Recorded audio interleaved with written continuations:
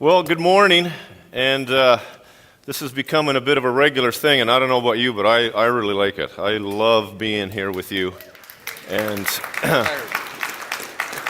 every time I come, I try to learn a couple more names and remind myself and meet the people I already know.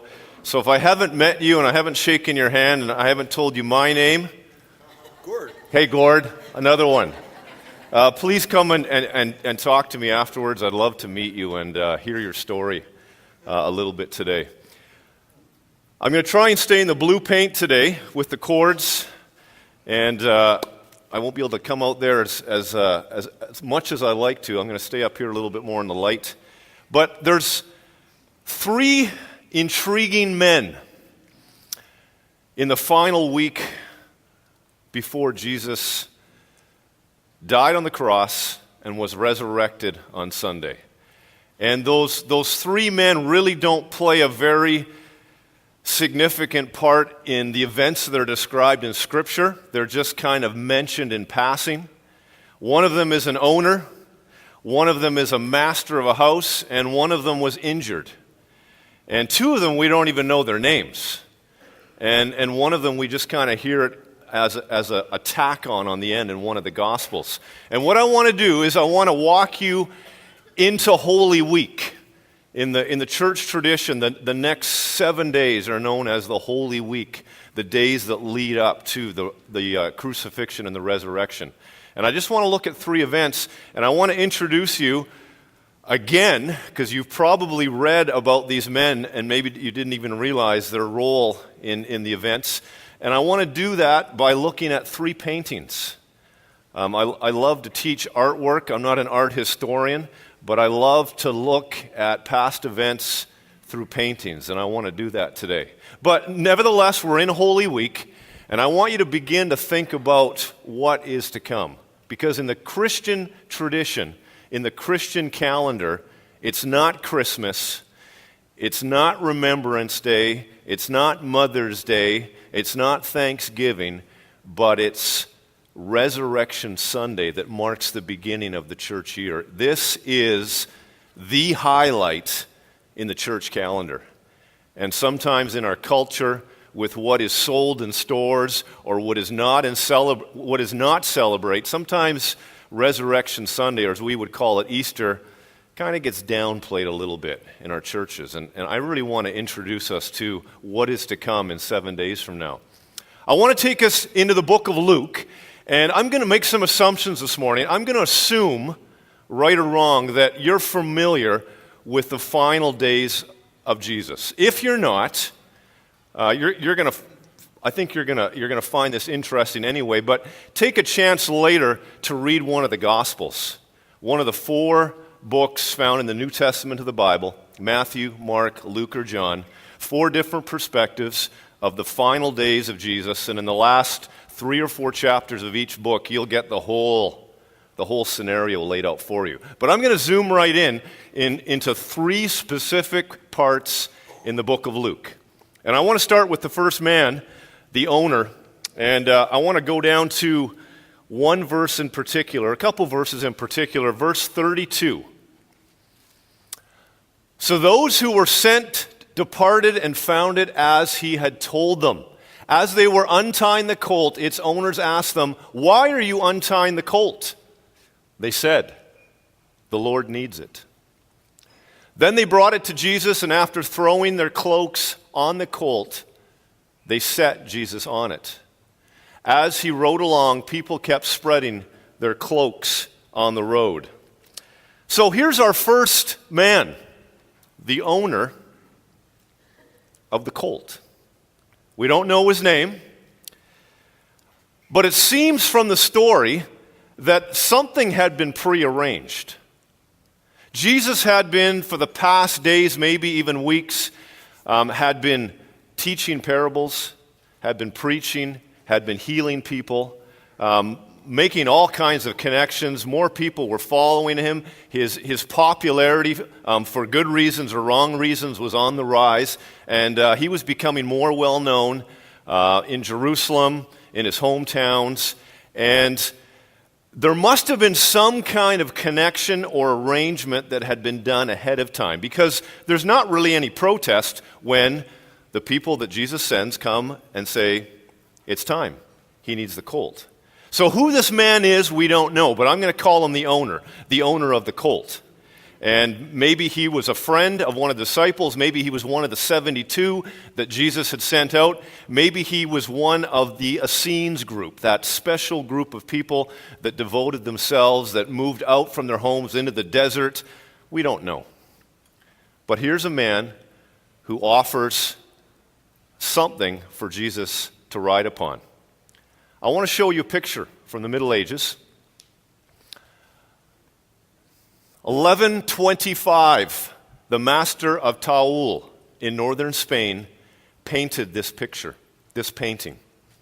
I want you to turn to someone, and for about a minute and a half, based on the text that we just read about people coming to get a colt for Jesus to ride on, what connections can you make? What do you see in the painting? Perhaps what's missing, what's different, what surprises you? So take a minute and a half, talk to someone about the painting. What do you see?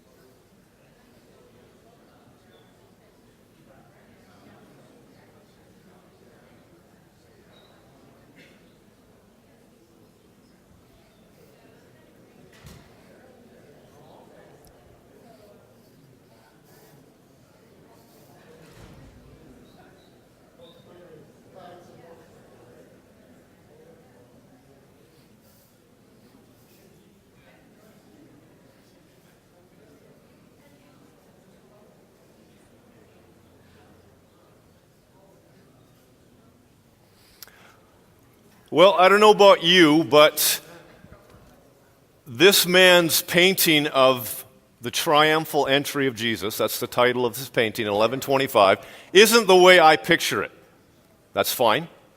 I think there's some significant differences between what has been painted and what the text tells us. We don't have all of the disciples.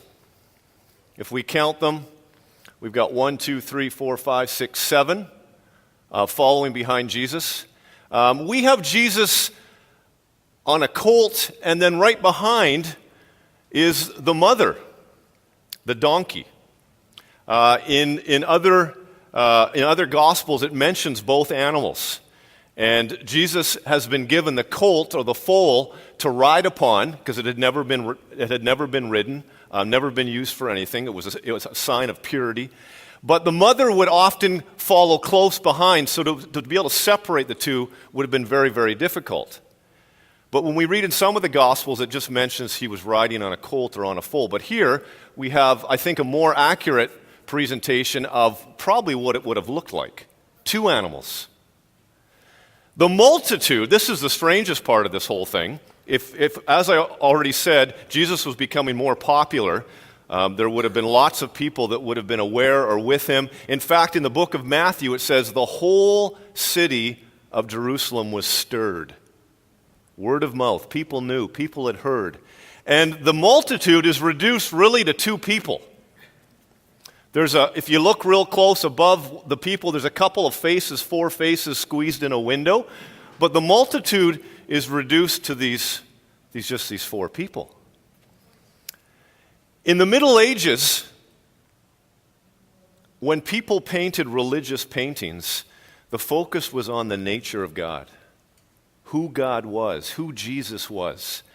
And in this painting, it rings true for the Middle Ages, this period of time in the 12th century, because it wasn't about who was there or who was watching or even who was following. It was about who was Jesus. He was the king. He was the anointed one. And that was the emphasis, the focal point in this painting when it was painted in 1125. Now, the actual painting is called a fresco. And a fresco is when you take plaster. Now, some of you might live in a house that has stucco on the outside, on one of the walls, or the whole thing. A fresco was made with plaster. You would add lime, which had lots of calcium, with water. And then you would take some kind of a colored pigment that was dried. So it could be a mineral, it could be gold flakes, it could be dried berries or fruit, depending on the color you wanted. And you would grind it up into a fine powder, and you would mix it with water, and then you would put it onto the wet plaster. And so it would fuse with the plaster. Now, the great thing about this type of painting was that it would last for long, long periods of time. In fact, many of the frescoes that we can study today that are in buildings or in churches or in museums can be hundreds or even thousands of years old because they're hardened, they become like a permanent rock. The drawback for the artist is he's got a limited time. He can only work with the plaster until it begins to set up. So an artist would have to gauge how much he was going to do in a given period of time so that his painting would look uniform. So he couldn't try and do the whole thing at once if he had a huge fresco that covered a wall, say the size of that double door right there. He would have to plan it out. In order to get the paint and the pigment the right color, they would mix it. It was called in tempera. Today we have tempera paints. You may have heard of that. Not quite the same, but they come from this original idea. They would take the dry pigment and they would mix it with some kind of thick substance, usually an egg. And they would beat that egg up and they would put the pigment in, and it would give it that thick consistency which would allow them to move it, manipulate it, and spread it around. And that would dry and fuse into the plaster itself. And so the fresco appears as a permanent layer on a wall or on a building. The other drawback with the fresco was, as you can see from this medieval painting, is the colors aren't very vibrant. They're very flat, almost a pastel or a washed out color. And this simply happened because you couldn't layer the paint. You got one shot, you mixed in the pigment with the egg and then fused it to the plaster, and then you were done. You couldn't go over top again. If you did, you risked that upper layer flaking off when it got weathered or exposed to light or cold temperatures or hot temperatures. So frescoes last, but they aren't that rich, vibrant painting that we might be used to seeing. So in this first event, the triumphal entry of Jesus, the owner has lent the colt.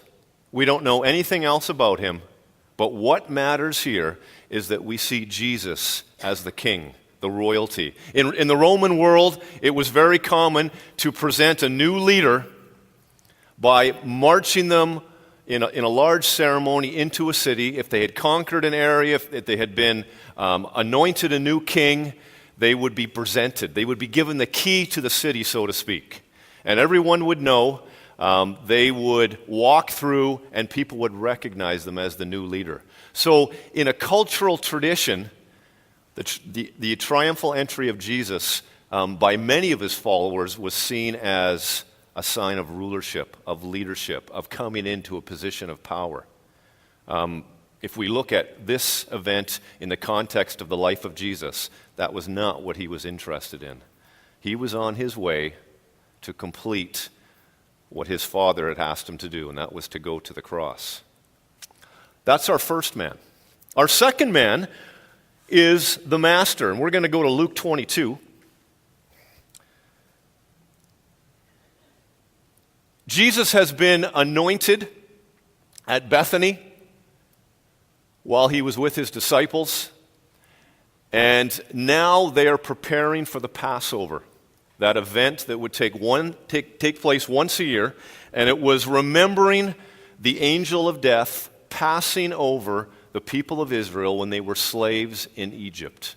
And in order to have that angel pass over their house and not strike down the firstborn child, they had to kill a lamb, boil the meat, wipe the blood on the sides and the top of their door in order to be saved. And once a year, they would remember that event, and they would come together and they would celebrate the Passover. And the night before Passover would actually be celebrated in the temple by the priests. The Jewish people would prepare a Passover meal. And so that's the context here. Now, the festival of unleavened bread, which is called Passover, was near. The chief priests and the scribes were looking for a way to put Jesus to death, for they were afraid of the people. So not only is Jesus becoming more popular with those who love him, but he's becoming more popular as far as being known to the people that hate him. And so now, he doesn't just have people following him because they want to honor him or because they believe in who he is, but he has people following him to watch him, to look for an opportunity to remove him. I want to jump down to verse 7. Then came the day of unleavened bread on which the Passover lamb had to be sacrificed. So Jesus sent Peter and John, saying, "Go and prepare the Passover lamb meal for us that we may eat it." They asked him, "Where do you want us to make preparations for it?" "Listen," he said to them, "when you have entered the city, a man carrying a jar of water will meet you. Follow him into the house he enters and say to the owner of the house, 'The teacher asks you, where is the guest room where I may eat the Passover with my disciples?' He will show you a large room upstairs, already furnished. Make preparations for us there." So they went and found everything as he had told them, and they prepared the Passover meal. Our second man, we don't know anything about him except that he has some kind of a house or home or inn. We're not sure. But he has a huge room, whether he rents it or lends it or he uses it for a large family, that Jesus, again, seems to have made some kind of preparation and is connected to this gentleman. Now, what's interesting to consider here is that this man is probably taking a risk doing this. Because if Jesus is indeed being watched, if people are plotting to kill him, there's a good chance that this man could become part of someone who is helping Jesus and could be pulled into something that he doesn't want to be a part of that could cost him something. So there seems to be an element of trust, an element of consideration as this man says, "Here, you may enter my home, regardless of who's after you or who wants you dead." A man carrying a jar seems to be another indicator. In this culture, men would not carry the water. That was usually a woman's job. And so for a man to publicly walk through the city carrying a jar of water would be unusual. So this too perhaps might have been a signal, something the disciples to watch for so they knew which house to go to. But nonetheless, something a little bit unusual that we wouldn't see in this culture.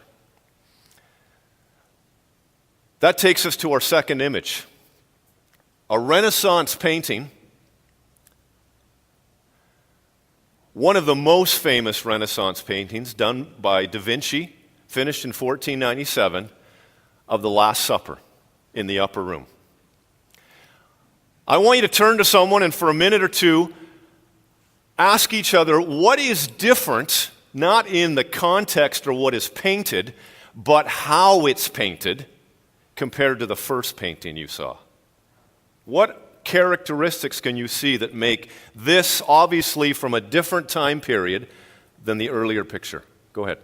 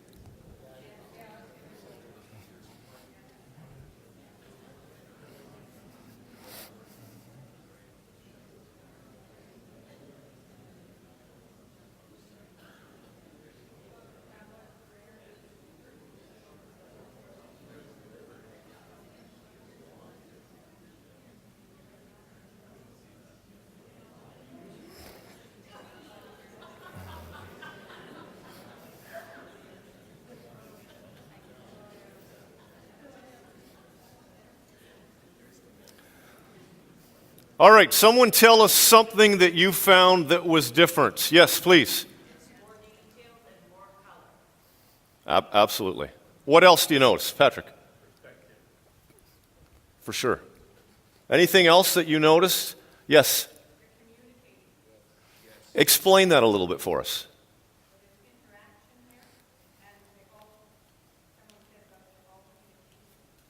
Okay, good. They're all pointing at Jesus. Okay, There's all 12 of them here.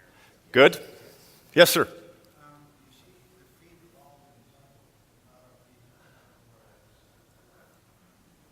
Yes. There's actually another painting by another artist that does show the feet of Jesus that's very, very similar to this one. There's a lot of interesting things going on in this painting.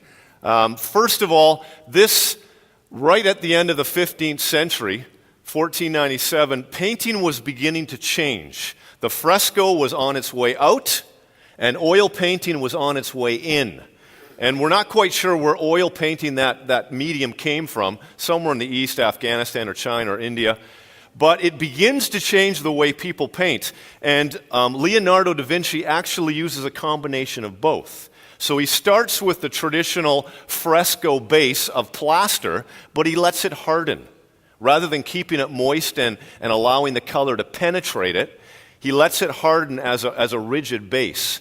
And then he takes that intempera, or that egg-based pigment, and oil-based paints, and he applies the outlines and then the details, and he builds on that. Now, the result is the quality.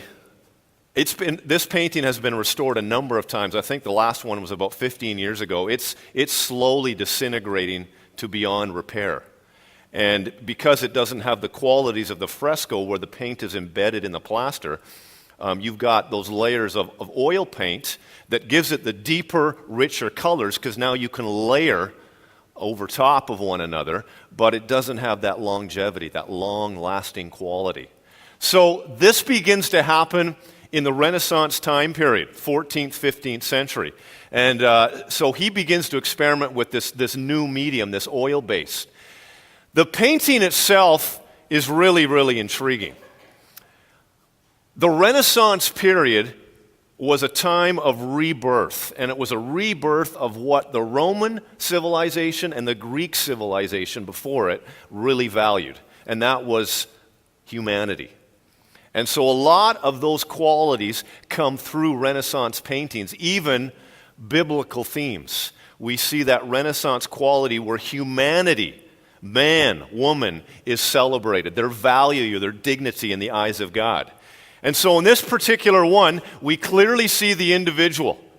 We see Jesus at the center, and in Renaissance thought, the individual mattered. Everyone has qualities, gifts, characteristics. They are individually created by God. And so Jesus, that individual, is really clear. And now we get these clusters of people. And now what matters is not just the nature of Jesus, like it did in the medieval painting, but now what matters as much is what people around him are thinking. Their relationship to Jesus, their understanding of his nature, their understanding about what he is going to do. And so they're talking, and they're looking, and they're pointing, and they're in these four clusters of three. The art historians tell us that Judas is this guy right here with his elbow on the table, getting ready to dip his bread in the same bowl as Jesus. And if you remember the retelling of the Last Supper, Jesus makes that prophecy while they're sitting. Whoever dips their bread with me is going to betray me. Guy leaning on the table with his elbow, right there. He stands out because he's leaning and his head on the horizontal plane. He's the lowest figure at the table. And so Da Vinci, when he painted this, wanted to make sure that everybody knew who Judas was, the one who was the odd man out, so to speak. We've got the more vibrant color with the oil paintings coming into play. We've got now a light source. If you look, and again, the quality's not great, the light source is on the right side, and the disciples on the right side are much brighter than the ones on the left. That's not just a poor copy of the painting that does that. That was painted that way intentionally. You've got shadows, you've got realistic faces, you've got good proportions. Looking at the hands that are being held up right here. A lot of medieval paintings, fingers are long, hands are too big on the arms. The realism wasn't quite there yet. So in the Renaissance, artists are planning, organizing, looking, exploring the human body, trying to get those proportions just right. One of the most important ideas that comes out of the Renaissance is this idea of perspective. And not that it wasn't there before in the medieval painting, but it wasn't done well if it was there. Generally, the medieval paintings, they're quite flat. Backgrounds aren't important. But in the Renaissance period, not only are the backgrounds important, and there's a faint background out the windows, but if you look at the ceiling, you can see how they've created a vanishing point or a single point perspective as the ceiling begins to converge the further back you go. And that is done very purposefully and with great planning and difficulty. Renaissance painters would plan out, would measure, make mathematical sketches before they began to paint in order to get that perspective, that focal point just right. And what that changes for painting that the medieval painting never had was now the viewer, you, are implicated, are drawn into that painting. Now it's not just the painting that matters, it's the person looking at it that also matters. Because the artist is now considering how the viewer will receive what's in there. How you are now drawn into the painting that looks more realistic. It's as if you're looking down a hallway or a train track or down a road, and you are pulled into that painting. And that idea of bringing the viewer in was very much related to that Renaissance idea of the dignity and value of every individual. So, the Last Supper, Jesus borrowing this room of the master of the house, whom we don't know other than he provided it, is now bringing to us and his disciples this idea of the new covenant that I talked about before when I was here, that fulfillment of the blood covenant. We're going to celebrate it in a little while with the Eucharist, the Lord's Supper over here. That idea of, I am here to complete the covenant, to fulfill the law, to fulfill the prophecies. That is what this master of the house provided for Jesus to do, is to pull his whole life together and say, this is why I am here. Let's go to the last one, the injured man. We're going to go to Luke 22 again, and let me just fill you in a little bit on the details without reading the whole section. After they have eaten, they cross through a valley to another small mountain, and by mountain I mean Willoughby Heights mountain, and they go to a place, and Jesus wants to pray. And after he has prayed, the people who are trying to get him have caught up to him. And a group of people with Roman soldiers and some representatives of the religious leaders who wanted Jesus gone because of his popularity and the potential problems he could cause with the Roman occupation caught up to him, and they found him. Verse 49 says this: when those who were around him saw what was coming, they asked, Lord, should we strike with the sword? Then one of them struck the slave of the high priest and cut off his right ear. But Jesus said, no more of this. And he touched his ear and healed him. Now in the book of John, it gives us two names. It tells us the person who did the cutting and the person who was cut. And it was Peter who drew the sword, and it was a servant named Malchus who had his ear removed. Now this is what I want you to ask someone beside you for a minute. Why would Peter draw a sword? Why would he ask that question? Lord, should we strike with the sword? What was at stake here for Peter? What would be going through his head? Why would he be behaving this way and asking this question? Go ahead, ask the person beside you.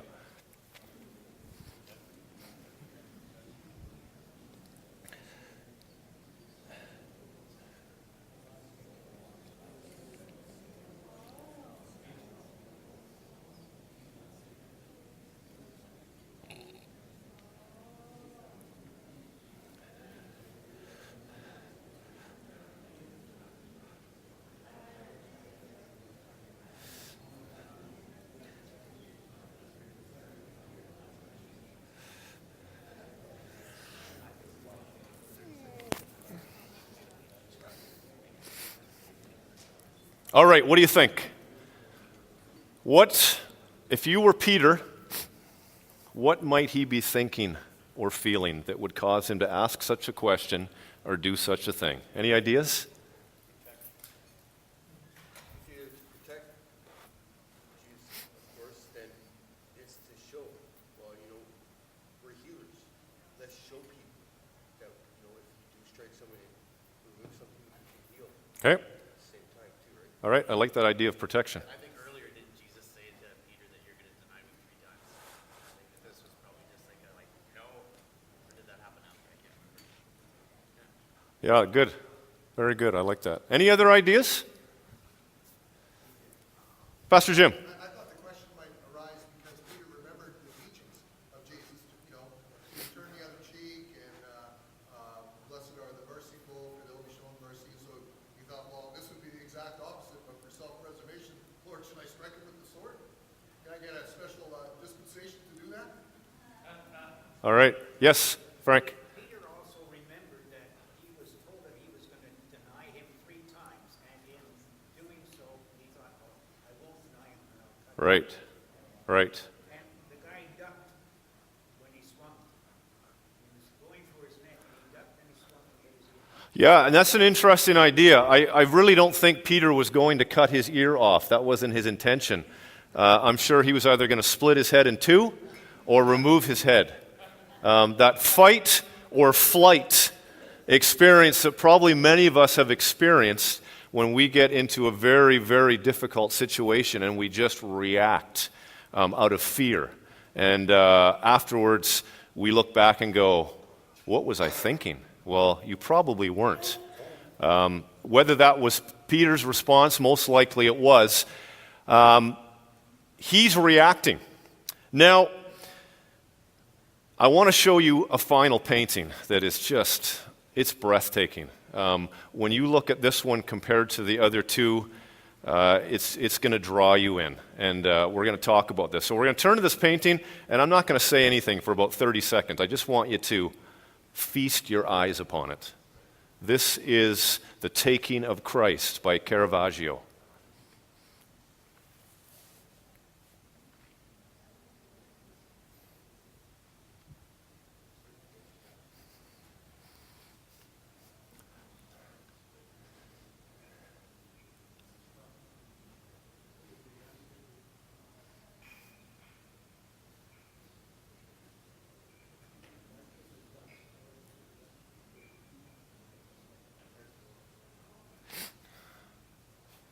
Thank you.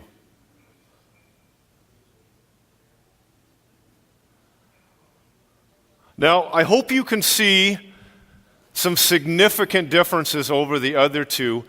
This is a Baroque style painting that came, it was painted in 1602 by Caravaggio, an Italian painter.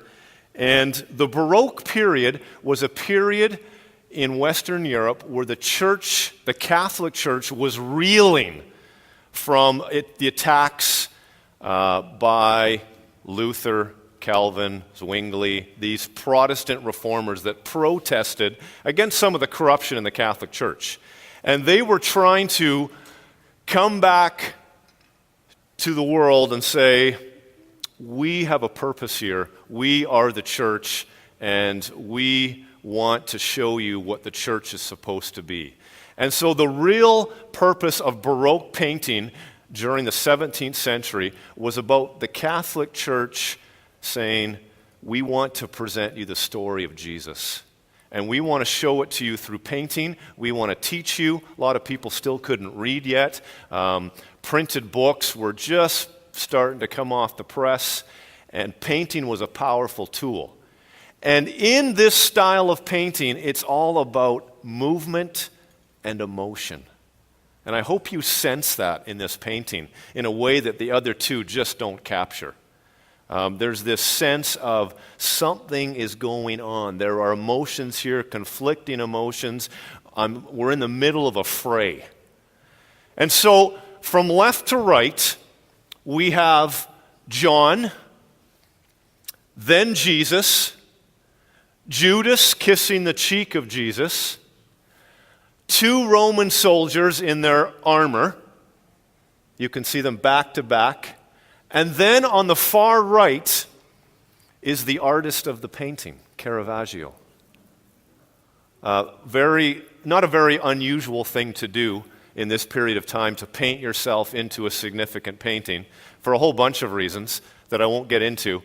But you sense the emotions that are going on. We've got John on the left who's either calling for help or running for his life. We don't know.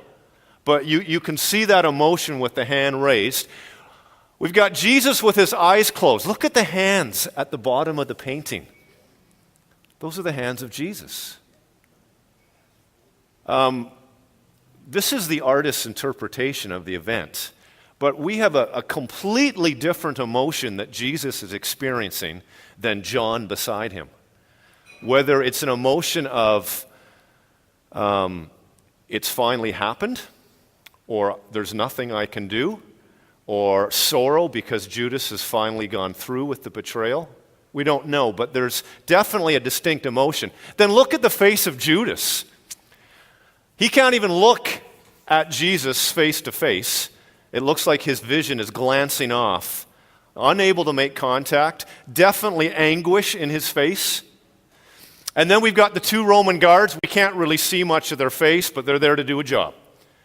They've been sent by the religious leaders to bring Jesus back for trial. And then we've got Caravaggio trying to catch a glimpse of Christ. His hand is raised in the air. Art historians tell us something very interesting about this painting. Their interpretation is that Caravaggio, 1,600 years later, understands what Jesus was doing here. Understanding that he was on the way to the cross. Understand that he was simply doing what his Father had asked him. Whereas John, his disciple, still didn't get it. And so art historians think that the way Caravaggio paints himself in, he's coming to Christ. John is on his way away or in distress because he doesn't understand what's going on. He doesn't have the hindsight that Caravaggio has. And so we have this image of the betrayal of Jesus. Peter's not even there, and our injured man Malchus is not even there. And yet, those two, Malchus in particular, play a role in this event that shows us Jesus and his compassion. Jesus and his forgiveness. He probably didn't even know who Malchus was. He was a servant of the high priest. But there was that compassion to heal. That compassion for Jesus to go to the cross. So we have these three men. We have the owner, which gave him the colt to show that he was the king, the anointed one, he who saves. We have the master of the house who lent an upper room so that Jesus could present for his disciples and for the world the new covenant. And then we see in this final scene, the garden scene, this compassionate Christ. As you enter Holy Week with your family, with those in this community, you're going to enter and go through Holy Week in the next 7 days different than anybody else. You're going to have your work. You're going to maybe attend a service on Friday. I don't know what you're going to do. I know you've been doing things here together each Sunday as part of Lent. Maybe you celebrate Lent. Maybe you've given something up. Maybe you're doing something for the 40 days leading up to Resurrection Sunday. But however you proceed through this week, you need to remember that although the details of your life might be different, although the details of these paintings might be different than Scripture and the way we would read it, the words and the events that Jesus goes through are purposeful and undeniably going in a particular direction. So regardless of us going, well, it might have happened this way, or why does John in his gospel say it differently than Mark in his gospel, regardless of any differences in detail or the way we imagine, the purpose of this week is undeniable. Jesus is completing that covenant, going to the cross. But as one great Negro preacher, and I can't remember his name, preached this famous sermon, which was simply, Friday's here, but Sunday is coming. And that is where we are headed, together with our families, where we work, the time we come together as part of this community or other communities. So I challenge you, Holy Week, embrace it, prepare for what is coming next Sunday.